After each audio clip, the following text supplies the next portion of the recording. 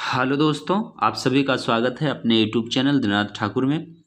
दोस्तों, आज हम लोग चर्चा करने वाले हैं अर्बन ज्योग्राफी के अंतर्गत आगे के महत्वपूर्ण कॉन्सेप्ट्स को। इन कॉन्सेप्ट्स में हम लोग काफ़ी महत्वपूर्ण विषय वस्तु या फिर कहें काफ़ी महत्वपूर्ण बिंदुओं पर चर्चा करेंगे। पिछले वीडियो में मैंने इसी से संबंधित कुछ महत्वपूर्ण कॉन्सेप्ट्स को देखा था, तो उसका लिंक आपको डिस्क्रिप्शन बॉक्स में मिल जाएगा। वहां से आप लोग पहले के तीनों वीडियो देख सकते हैं। तो चलिए दोस्तों, बिना देर के शुरू करते हैं। लेकिन यदि आप हमारे चैनल में नए हैं, पहली बार है, तो जरूर चैनल को सब्सक्राइब कर लीजिए, क्योंकि इस चैनल के माध्यम से मैं निरंतर आप लोगों को भूगोल से संबंधित सभी गतिविधियों को लेकर आता हूँ। साथ ही साथ हायर एजुकेशन से संबंधित कुछ महत्वपूर्ण बिंदुओं पर भी हम चर्चा करते हैं। तो चलिए स्टार्ट करते हैं। सबसे पहला आता है रैंक साइज रूल, जिसे हिंदी में कहते हैं श्रेणी आकार नियम। ये जो श्रेणी आकार नियम है, ये किसी प्रदेश के नगरीय बस्तियों के मध्य संबंध को बताता है। यानी कि एक नगरीय बस्ती से दूसरे नगरीय बस्ती, दूसरे नगरीय बस्ती से तीसरे नगरीय बस्ती, तीसरे से चौथे नगरीय बस्तियों के मध्य संबंध को स्थापित करने के लिए रैंक साइज रूल का प्रयोग किया जाता है। एक्चुअली ये क्या करता है, बस्तियों के रैंक को भी प्रदर्शित करता है। ध्यान दीजिएगा, बस्तियों के रैंक को भी प्रदर्शित करता है रैंक साइज रूल। और ये जो रैंक होता है किस आधार पर होता है, तो ये रैंक आपका बस्तियों का, उस बस्ती का श्रेणी यानी कि रैंक और उसके पॉपुलेशन के बीच के संबंध को भी कहीं ना कहीं ये स्पष्ट करता है। सीधे तौर पे आप लोग समझिए कि ये जो रैंक साइज रूल है, ये कहीं ना कहीं पदानुक्रम बस्तियों का, साथ ही साथ उसके पॉपुलेशन साइज के ऊपर डिपेंड करता है। यानी कि आप देख सकते हैं यहाँ पर कि यह नियम किसी प्रदेश में बस्तियों के घटते क्रम के साथ जनसंख्या आकार में धीमी सतत गिरावट को स्पष्ट करती है। यानी जैसे जैसे आपका रैंक में गिरावट आते जाता है, वैसे वैसे आपका जनसंख्या के आकार में भी गिरावट आते जाता है। सर्वप्रथम इस रैंक साइज रूल का प्रयोग ओयरबख ने किया था। ओयरबख ने सर्वप्रथम इसका प्रयोग आपका किया था। उसके बाद फिर जेके जिफ महोदय ने 1949 में, यानी कि 1949 में जेके जिफ ने इस पर कॉन्सेप्ट दिया, रूल दिया, नियम दिया, जिसे कहते हैं रैंक साइज रूल। तो आपको यहाँ दो सवाल बन रहा है। पहला कि रैंक साइज रूल का सर्वप्रथम प्रयोग किसने किया, तो ओयरबख ने किया। उसके बाद इसका जो सिद्धांत के रूप में, नियम के रूप में प्रतिपादन किसने किया है, तो 1949 में जेके जिफ महोदय ने इसका किया है। यहाँ ध्यान देने वाली बात है कि एक शहर के साथ दूसरे शहर का किस प्रकार का संबंध होता है, एक शहर के साथ दूसरे शहर में किस प्रकार का श्रेणी बनता है, उसको यहाँ पर ध्यान दीजिएगा। जैसे कि मान लिया जाए किसी पहले श्रेणी के जनसंख्या, मान लिया जाए कि पहले क्रम के जनसंख्या 1,00,000 है, तो दूसरे क्रम के शहरों की जनसंख्या क्या हो जाएगा, तो 1,00,000 का आपका 2 से भाग हो जाएगा। उसी प्रकार तीसरे शहर की जनसंख्या क्या हो जाएगा, तो 1,00,000 का आपका 3 से भाग हो जाएगा। चौथे श्रेणी का 1,00,000 का आपका 4 से भाग हो जाएगा। यानी कि ऐसे आप कह सकते हैं कि पहले क्रम के शहर की जनसंख्या को आधार मानते हुए आपको अपने आगे के क्रम के जनसंख्या को अनुपात ही हमारा रैंक साइज रूल आता है। यानी भी ऐसे भी कह सकते हैं कि पहले क्रम की जो जनसंख्या है, रैंक है बड़े शहर का, उसी के आधार पर second largest, third largest, fourth largest शहर का जनसंख्या और पदानुक्रम उसी के हिसाब से बात होती है। ये क्या करता है, एक्चुअली आपका सिटी साइज डिस्ट्रीब्यूशन की बात करता है। ये कोटि क्रम और जनसंख्या आकार के बीच विपरीत संबंध को स्थापित करता है। ध्यान दीजिए, कोटि क्रम और जनसंख्या आकार को भी ये विपरीत संबंध में स्थापित करता है। इसके संदर्भ में एक सूत्र काफी चर्चित है, जो रैंक साइज रूल में पूछा भी जाता है और प्रीवियस ईयर में इससे रिलेटेड पूछा भी गया है। सूत्र आपका है PN = P1/N। ये भी आप कह सकते हैं, या फिर आप कह सकते हैं कि PR, कभी कभी ये ऑप्शन होता है PR = P1/R। ये दो काफी चर्चित सूत्र है जो यहाँ से क्वेश्चन आपका बन जाती है। चलिए अब आगे बढ़ते हैं दूसरे नंबर पर। दूसरा नंबर हमारा है ग्रामीण नगरीय उपांत, यानी कि रूरल अर्बन फ्रिंज। देखिए, रूरल अर्बन फ्रिंज अगर देखा जाए तो रूरल अर्बन फ्रिंज का यहाँ पे मतलब ये है कि एक गांव है, एक शहर है, दोनों के बीच का एरिया। ऐसे साधारण भाषा में अगर हम समझे तो एक गांव है और एक शहर है, दोनों के बीच का जो एरिया हमारा है वही हमारा रूरल अर्बन फ्रिंज के नाम से जाना जाता है। यानी नगरीय सीमा के बाहर, ध्यान दीजिएगा, नगरीय सीमा के बाहर विकसित ऐसा क्षेत्र जहाँ मिश्रित भूमि उपयोग मिलता है। यानी कि मिश्रित भूमि उपयोग कैसे होगा, तो कहेंगे कि गाँवों का अंतिम छोर और शहरों का प्रारंभिक छोर दोनों का बीच है, तो ये मिश्रित भूमि उपयोग यहाँ पर देखने को मिलता है। गांव की एक्टिविटी भी देखने को मिलती है और शहरों का एक्टिविटी भी यहाँ पर देखने को मिलता है। यानी इसे हम लोग कहते हैं ग्रामीण नगरीय उपांत पेटी। पॉलिटिकल ज्योग्राफी के व्यू से इसे सीमांत कहेंगे और इन्वायरमेंट में इसे हम लोग इकोटोन कहेंगे, यानी संक्रमिका कहेंगे। तो ये क्या होता है, नगरीय सीमा के बाहर विकसित ऐसा क्षेत्र होता है जहां मिश्रित भूमि उपयोग देखने को मिलता है। शुद्ध नगरीय समुदाय और शुद्ध ग्रामीण समुदाय के बीच विकसित मिश्रित समुदाय वाला क्षेत्र ग्रामीण नगरीय उपांत कहलाता है। जैसे कि मैंने अभी बताया कि ये दो भागों को स्पष्ट करता है कि एक आपका गांव का क्षेत्र होता है और एक आपका शहर का क्षेत्र होता है। दोनों के बीच का जो मिश्रित क्षेत्र है यही आपका कहलाता है ग्रामीण नगरीय उपांत। सर्वप्रथम नगरीय उपांत के बारे में बात किया था टी.एल. स्मिथ ने, ध्यान दीजिएगा ये काफ़ी इंपॉर्टेंट है। सर्वप्रथम नगरीय उपांत के बारे में किसने बात किया था, तो टी.एल. स्मिथ महोदय ने बात किया था। इसके उपरांत ग्रामीण नगरीय उपांत का सबसे महत्वपूर्ण कार्य जो है वेहरवीन का माना जाता है और ग्रामीण नगरीय उपांत की जो संकल्पना है प्रायोर महोदय ने 1968 में दिया था। देखिए ये छोटे छोटे कॉन्सेप्ट है, इसको जरूर ध्यान देना है। साथ ही साथ दोस्तों आप कमेंट करके मुझे जरूर बताइएगा कि ये वीडियो आपको अंतिम में कि कैसा लगा, लेकिन अंतिम तक आप जरूर हमारे साथ बने रहे। तो ग्रामीण नगरीय उपांत की संकल्पना आर.जे. प्रयोर महोदय ने 1968 में दिया। साथ ही साथ ग्रामीण नगरीय सांतत्य का विचार जो है पहल का, आर.ई. पहल का 1966 में जाता। देखिए यहाँ पे थोड़ा सा अंतर समझिएगा, यहाँ पे एक वर्ड आ रहा है हमारा सांतत्य। सांतत्य का मतलब है, हम कह सकते हैं कि एक लगातार क्रम, जो ग्रामीण नगर का जो लगातार क्रम है उसकी आपका आर.ई. पहल महोदय ने 1966 में दिया है सांतत्य के बारे में। तो तीन कॉन्सेप्ट्स है कि सबसे पहले टी.एम. स्मिथ ने नगरीय उपांत के बारे में, ग्रामीण नगरीय उपांत पर कार्य किया है बेहरविन ने, ग्रामीण नगरीय उपांत का जो संकल्पना इसको प्रयावर महोदय ने 1968 में दिया, ग्रामीण नगरीय सांतत्य की विचारधारा आर.ई. पहल ने 1966 में दिया। यहाँ पे ध्यान दीजिए कि यह नगरीय स्वप्रसार का परिणाम है। कैसे ग्रामीण नगरीय उपांत बनता है, तो ये नगर जब स्प्रॉल कर रहा है अपने आप, जब इसका दायरा जो है निरंतर बढ़ रहा है, ये जब निरंतर बढ़ रहा है तो इसी के आधार पर परिणाम आपका हो रहा है ग्रामीण नगरीय उपांत। यह मिश्रित भूमि उपयोग है, मिक्स लैंड यूज। यहाँ पर ये मान लीजिए कि आपका जो स्प्रॉल कर गया तो ये मिश्रित लैंड यूज, मेन टाउन है, ये आपका फ्रिंज का एरिया है, तो यहाँ पर मिश्रित लैंड यूज आपका देखने को मिलता है।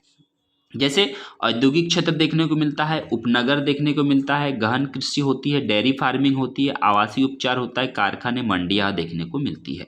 सुदेश नांगिया महोदय ने दिल्ली का जो रूरल अर्बन फ्रिंज है उसके बारे में उन्होंने स्पष्ट किया था। ये आपका अभिगमन क्षेत्र होता है, कम्यूटर जोन होता है बर्गेस के अनुसार। Rural urban fringe bedroom town होता है, कम्यूटर जोन होता है।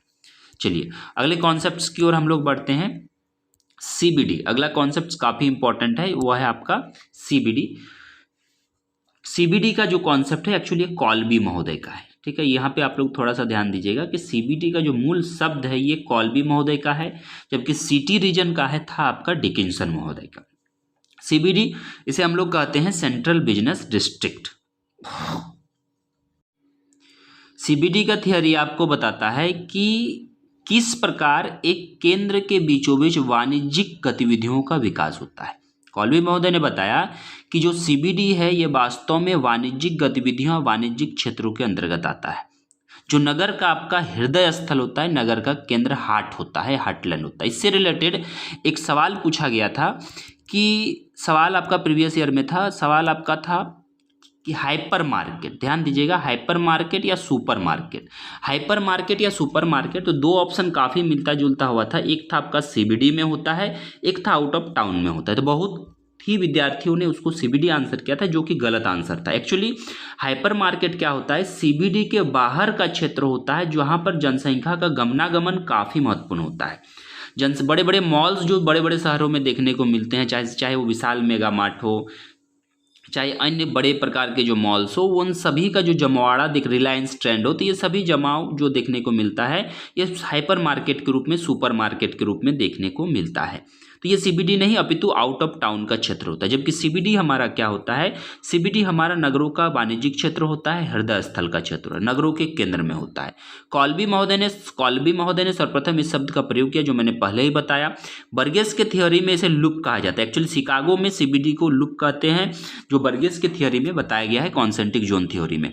यह नगर में पहुंचने वाले यह नगर का सर्वाधिक पहुंच वाला क्षेत्र होता है। मतलब चारों ओर, यहाँ ध्यान दीजिएगा कि नगर है ये हमारा, तो इसके चारों ओर से आवागमन परिवहन के सुविधा द्वारा आसानी से व्यक्ति यहाँ पर पहुंच जाते हैं, तो हमारा हो जाता है सीबीडी।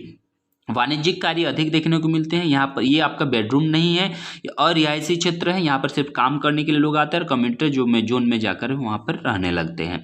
भूमि में गहन उपयोग है और भूमि का मूल्य उच्च होता है सीबीडी के अंतर्गत। साथ ही साथ दोस्तों सीबीडी का वीडियो मेरा प्लेलिस्ट में, अर्बन ज्योग्राफी के प्लेलिस्ट में पूरे वीडियो को आप देख सकते हैं पूरी विशेषता के साथ। साथ ही साथ दोस्तों सीबीडी का जो विकास होता है ये आपका लंबवत रूप में होता है, हमेशा क्षैतिज वे में सीबीडी का विकास कम देखने को मिलता है, या फिर कहें ना के बराबर देखने को मिलता है। अगला हमारा थियरी आता है, काफी महत्वपूर्ण थियरी है जो कोर फ्रेम मॉडल के अंतर्गत समाहित है, जिसे हम लोग अर्बन ब्लाइट संक्रमण क्षेत्र, जोन ऑफ डीके या ह्रास का क्षेत्र कहते हैं। ये जो जोन ऑफ डीके या ह्रास का क्षेत्र है ये वास्तव में आपका कोर फ्रेम मॉडल जो बाइको और हॉरवुड महोदय का दिया हुआ मॉडल है उससे संबंधित है, बायोके और हॉरवुड का, जिससे द कोर फ्रेम मॉडल। और इससे रिलेटेड प्रीवियस ईयर में ये सवाल आपको पूछा गया था, जोन ऑफ डिस्कार्ड और जोन ऑफ एसिमुलेशन किससे संबंधित है। बहुतों ने आंसर सीबीडी मारा था, लेकिन कहीं ना कहीं सीबीडी का संक्रमण क्षेत्र का बाहरी इलाका होता है, जो बाद में फिर बाइको हॉरवुड ने कोर फ्रेम मॉडल में इसको समाहित किया है। सीबीडी के चारों ओर का जो वाणिज्यिक और आवासीय मिश्रित भूभाग वाला क्षेत्र है उसे हम लोग कहते हैं ट्रांजैक्शन जोन, संक्रमण जोन या अर्बन ब्लाइट या जोन ऑफ डीके। जहाँ निम्न आय वाले वर्गों के लिए लोग रहते हैं जोन ऑफ डीके कहते हैं, क्योंकि यहाँ पर जीर्ण शीर्ण प्रत्येक दुकानें मकान देखने को मिलता है। भूमि मूल्य भी लेकिन काफ़ी ऊंचा यहाँ पर आपका होता है। कोर फ्रेम मॉडल के अंतर्गत ये आता है। बर्गेस ने 1927 में आपका संक्रमण क्षेत्र के बारे में बात किया था, जो भूमि मिश्रित भूमि उपयोग वहाँ देखने को मिलता है। कोर फ्रेम मॉडल में दो इंपॉर्टेंट फैक्ट्स यहाँ पर आपका आ जाता है। एक फैक्ट्स आपका आ जाता है जोन ऑफ डिस्कार्ड, दूसरा आता है zone of assimilation. Zone of discard क्या है? सीबीडी के बाहर का संक्रमण भाग है जहाँ प्रतिष्ठान की कमी, निम्न कोटि का खुदरा और भंडार गृह है। जोन ऑफ एसिमुलेशन सीबीडी के बाहर का संक्रमण क्षेत्र, ये बाहर का संक्रमण क्षेत्र, ये बाहर संक्रमण क्षेत्र दोनों ही है। पहले से आवासीय क्षेत्र में व्यापक विकास, होटल कार्यालय का प्रसार हो जाता है। ध्यान दीजिएगा, हो सकता है कि इस बार आपको ये डायरेक्ट पूछ दिया है कि जोन ऑफ डिस्कार्ड एसिमुलेशन, तो आने वाले अभी एग्जाम में हमारे ये भी पूछा जा सकता है कि द कोर फ्रेम मॉडल किसने दिया है, तो बायो के हॉरवुड ने। क्या दर्शाता है? तो ये संक्रमण क्षेत्र के बारे में बात करता है, जोन ऑफ डिस्कार्ड और एसिमुलेशन के बारे में। उसके बाद आता है, देखिए यहाँ पर 3-4 अर्बन से रिलेटेड कॉन्सेप्ट्स डेवलप हो रहे हैं। नगरीयता, नगरीयकरण, उपनगरीकरण, प्रतिनगरीकरण और विरोधी शहरीकरण। इससे प्रीवियस ईयर में क्वेश्चन आपको पूछा जा चुका है। तो नगरीयता क्या है? तो नगरीयता एक प्रकार का शहरी जीवन प्रणाली है, नगरों का जीवन प्रणाली है, अर्बन लाइफ है, जो उसको अस्थायी रूप को बताता है नगरीय जीवन की। एक नगरीय जीवन का अस्थायी रूप क्या है, किस प्रकार लोग वहाँ रहते हैं, किस प्रकार के गैर कृषि कार्यों में जुड़े हुए हैं, उसे ही हम अर्बनाइज्म कहते हैं या नगरीयता कहते हैं। लुईस विर्थ ने इसे शहरी पारिस्थितिकी के तौर पर भी व्यक्त किया है। किसने? लुईस विर्थ ने इसे शहरी पारिस्थितिकी के तौर पर व्यक्त किया है, जिसमें उन्होंने 4 विशेषता बताया कि यहाँ पर अस्थायित्व देखने को मिलता है, उच्च जनघनत्व शहरी पारिस्थितिकी में देखने को मिलता है, सामाजिक विषमता आपको यहाँ पर देखने को मिलता है, साथ ही साथ आबादी का आकार बड़ा होता है।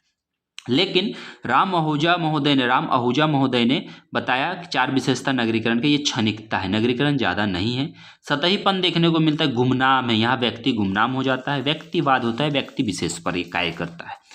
इसके बाद आपका अगला महत्वपूर्ण जो कॉन्सेप्ट आता है नगरीयकरण, यानी कि अर्बनाइजेशन, शहरीकरण भी इसे हम लोग कहते हैं।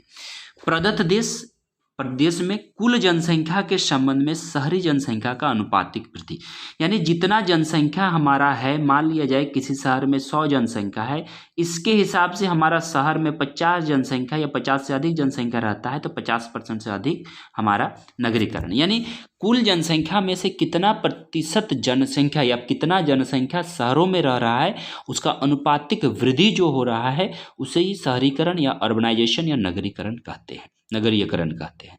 इसे प्रतिशत में हम लोग व्यक्त करते हैं। नगरीकरण का तात्पर्य क्या है कि नगरीय जनसंख्या होने से, कि नगरों में कितनी जनसंख्या रह रही है उसके अनुपातिक। इसे ग्रामीण नगरीय संगठन के अनुपात में प्रदर्शित करते हैं। ठीक है, इसमें नगरीकरण में देश के नगरीय जनसंख्या का प्रतिशत व्यक्त होता है। इसमें यह भी दिखाया जाता है कि नगरीकरण में कितने प्रतिशत जनसंख्या गैर कृषि कार्यों में इंगित है। इसको हम लोग नगरीकरण के अंतर्गत रखते हैं, देखते हैं। इसके बाद आपका आता है उपनगरीकरण, यानी कि हम सीधे तौर पे कहें तो सब अर्बनाइजेशन। तो बड़े नगर अधिवास से दूर जनसंख्या का विकेंद्रीकरण गैर महानगरीय क्षेत्रों में होना, यानी कि एक हमारा नगरीय क्षेत्र है, ये बड़ा नगरीय क्षेत्र, इससे काफ़ी दूर एक यहाँ पर एक नगरीय क्षेत्र जो महानगर नहीं, यहाँ पर विकेंद्रीकृत होता है जनसंख्या, डिसेंट्रलाइज होकर यहाँ पर पहुँच जाता है, तो ये आपका कहलाता है उपनगरीयकरण। लेकिन ध्यान दीजिएगा कि काउंटर अर्बनाइजेशन क्या होता है। काउंटर अर्बनाइजेशन जस्ट इससे थोड़ा सा अलग है। जैसे कि ये आपका महानगर है, जब इससे बाहर की ओर, चारों ओर इसके बाहर की ओर जो आकर्षण कारक है वो विकसित हो जाता है और मेन टाउन में काफ़ी समस्याओं का सामना करना पड़ता है, तो इससे नगरों का जनसंख्या का यहाँ पर सेंट्रलाइज हो जाता है बाहरी इलाकों की ओर, जहाँ पर आकर्षण कारक है, तो ये आपका हो जाता है काउंटर अर्बनाइजेशन। यानी कि यहाँ पर परिभाषा देख लेते हैं, महानगरीय जनसंख्या क्षेत्रों का चारों ओर ग्रामीण कस्बों की ओर चला जाना प्रति नगरीकरण कहलाता है। ये गैर कृषि क्रियाकलाप के विकसित होने से, यहाँ पर जो आकर्षण कारक विकसित होते हैं इसके कारण होते हैं, काउंटर मैग्नेट के तौर पर ये कार्य करते हैं। फिर विरोधी अगर बात करें तो एंटी अर्बनाइजेशन, तो इसमें एंटी अर्बनाइजेशन का कॉन्सेप्ट को थोड़ा समझिए कि एक ये शहर है, यहाँ पर काफ़ी मात्रा में समस्याएं हो रही है, ये पतन की ओर है, तो इसमें जो प्रतिकर्षण का कारक इंपॉर्टेंट रोल निभाता है कि यहाँ से प्रतिकर्षण का कारक हो रहा है जिसके कारण चारों ओर जनसंख्या जा रहा है, जिससे हम विरोधी एंटी अर्बनाइजेशन कहते हैं। जबकि काउंटर में क्या था, आकर्षण का कारक था यहाँ पर, जबकि यहाँ पर प्रतिकर्षण का कारक, यानी छोटे छोटे कस्बों की ओर जो प्रतिकर्षण का कारक है यहाँ से ये इधर जा रहा है। ठीक है, तो कुल मिला के मैंने काफ़ी महत्वपूर्ण शब्दावलियों का अर्बन ज्योग्राफी से रिलेटेड बात किया दोस्तों, तो आप कमेंट करके हमें जरूर बताएं। साथ ही साथ इसी प्रकार के वीडियो पाने के लिए आप हमारे साथ इसी प्रकार निरंतर बने रहें। धन्यवाद।